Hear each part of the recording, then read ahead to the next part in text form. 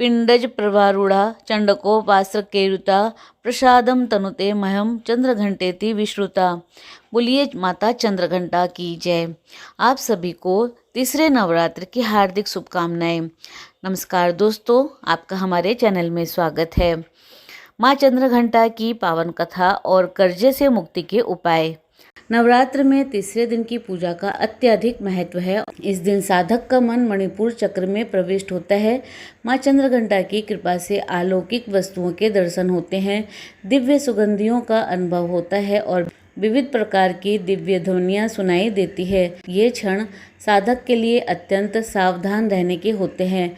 माँ का यह स्वरूप परम शांतिदायक और कल्याणकारी है। इनके मस्तक में घंटे के आकार का अर्धचंद्र है, इसी कारण इन्हें चंद्रघंटा देवी कहा जाता है। इनके शरीर का रंग स्वर्ण के समान चमकीला है। इनके 10 हाथ है। इनके 10 हाथों में खड्ग आदि शस्त्र तथा बाण आदि अस्त्र विभूषित है। इनका वाहन सिंह है। इनकी मुद्रा युद्ध के लिए उद्यत रहने की होती है। माँ चंद्रघंटा की कृपा से साधक के समस्त पाप और बाधाएं विनष्ट हो जाती है। इनकी आराधना सद फलदायी है। माता भक्तों के कष्ट का निवारण शीघ्र ही कर देती है। इनका उपासक सिंह की तरह पराक्रमी और निर्भय हो जाता है। इनके घंटी की ध्वनि सदा अपने भक्तों को प्रेत बाधा से रक्षा करती है।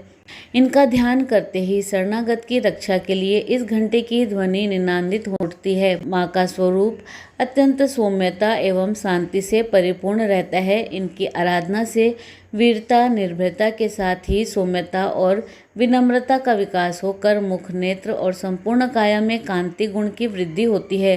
स्वर में दिव्य अलौकिक माधुर्य का समावेश हो जाता है। माँ चंद्रघंटा के भक्त और उपासक जहाँ भी जाते हैं, लोग उन्हें देखकर शांति और सुख का अनुभव करते हैं।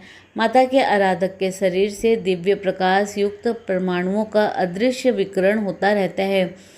यह दिव्य क्रिया साधारण चक्षुओं से दिखाई नहीं देती, किंतु साधक और उनके संपर्क में आने वाले लोग इस बात का अनुभव भलीभांति करते रहते हैं। माँ चंद्रघंटा की पावन कथा। देवताओं और असुरों के बीच लंबे समय तक युद्ध चला। असुरों का स्वामी महिषासुर था और देवताओं के इंद्र। महिषासुर ने देवताओं पर विजय प्राप्त कर इंद्र का सिंहासन हासिल कर लिया और स्वर्गलोक पर राज करने लगा। इसे देखकर सभी देवतागण परेशान हो गए और इस समस्या से निकलने का उपाय जानने के लिए वे त्रिदेव ब्रह्मा, विष्णु और महेश के पास गए। देवताओं ने बताया कि महिषासुर ने इंद्र, चंद्र, सूर्य, वायु और अन्य देवताओं के सभी अधिकार छीन लिए हैं और उन्हें बंधक बनाकर स्वयं स्वर्गलोक का राजा बन गया है। देवताओं ने बताया कि महिषासुर के अत्याचार के कारण अब देवता पृथ्वी पर विचरण कर रहे हैं और स्वर्ग में उनके लिए स्थान नहीं है। यह सुनकर ब्रह्मा, विष्णु और भगवान शंकर को अत्यधिक क्रोध आया। क्रोध के कारण तीनों के मुख से ऊर्जा उत्पन्न हुई और देवगणों के शरीर से निकली ऊर्जा भी उस ऊर्जा में जाकर मिल गई और यह 10 दिशाओं में व्याप्त होने लगी।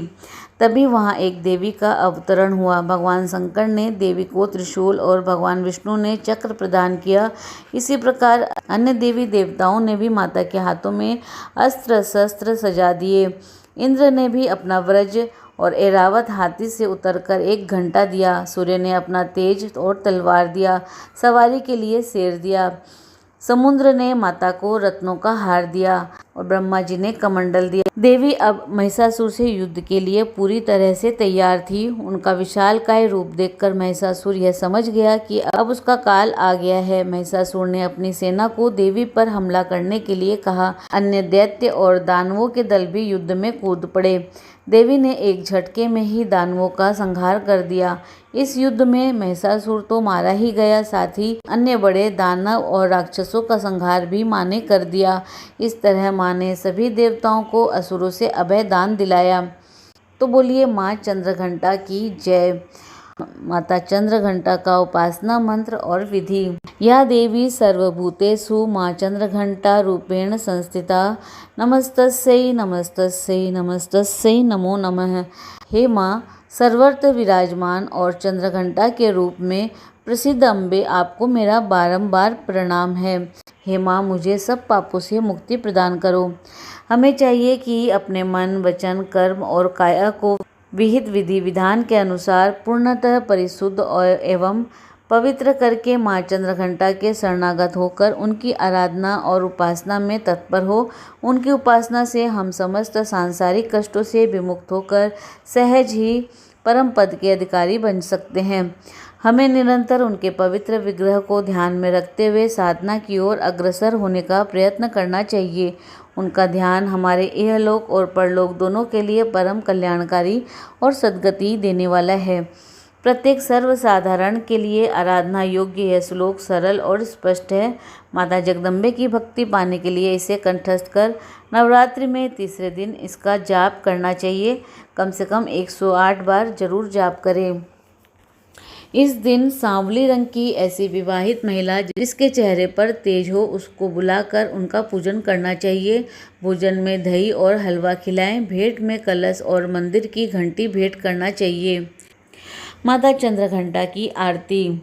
जय माँ चंद्रघंटा सुखदाम, पूर्ण की जो मेरे काम। चंद्र समान तू शीतल दाती, चंद्र तेज किरणों में समाती। क्रोध को शांत बनाने वाली, मीठे बोल सिखाने वाली। मन की मालक मन भाती हो, चंद्रघंटा तुम वरदाती हो। सुंदर भाव को लाने वाली, हर संकट में बचाने वाली।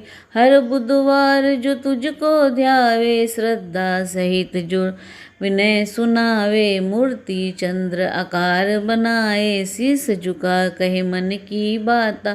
पूर्ण आस करो जगदाता, कांचीपुर स्थान तुम्हारा। कर्नाटका में मान तुम्हारा, नाम तेरा रटू महारानी। भक्त की रक्षा करो भवानी, भक्त की रक्षा करो भवानी। बोलिए माँ चंद्रघंटा की जय। माता जगत जननी दुर्गे की जय। कर्ज से मुक्ति के लिए क्या करें उपाय। संपूर्ण प्रयासों के बावजूद भी ऋण से पीछा नहीं छूट रहा है तो 108 गुलाब के पुष्प ओम ऐं ह्रीं श्रीं चम फट स्वाहा मंत्र बोलते हुए भगवती चंद्रघंटा के श्री चरणों में अर्पित करें। 1.25 किलो साबुत मसूर की दाल कपड़े में बांधकर अपने सामने रख दे।